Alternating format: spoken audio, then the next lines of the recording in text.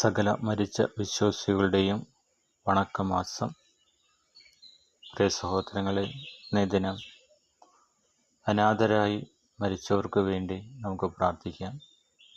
കർത്താവേ, ലോകത്തിൽ ഒറ്റപ്പെട്ട് മരിച്ചവരെയും ആരും ഓർമ്മിക്കാത്ത ആത്മാക്കളെയും നിന്റെ സ്നേഹത്തിൽ ചേർക്കണമേ.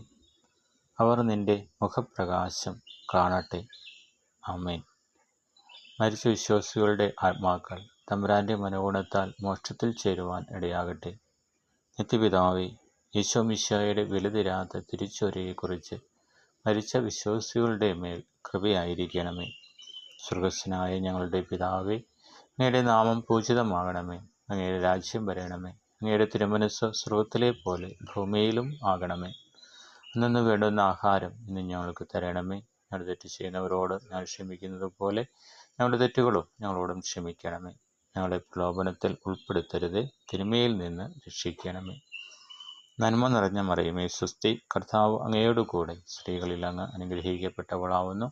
അങ്ങയുടെ ഉദരത്തിന് ഫലമായി ഈശോ അനുഗ്രഹിക്കപ്പെട്ടവനാവുന്നു. പരിശുദ്ധ മറിയമേ തമ്പുരാൻ്റെ അമ്മേ, പാപികളായ ഞങ്ങൾക്ക് വേണ്ടി ഇപ്പോഴും ഞങ്ങളുടെ മരണസമയത്തും തമ്പുരാനോട് അപേക്ഷിച്ചു കൊള്ളണമേ. ആമേൻ. പിതാവിനും പുത്രനും പരിശുദ്ധാത്മാവിനും സ്തുതി, ആദിയിലെ പോലെ ഇപ്പോഴും എപ്പോഴും എന്നേക്കും. ആമേൻ.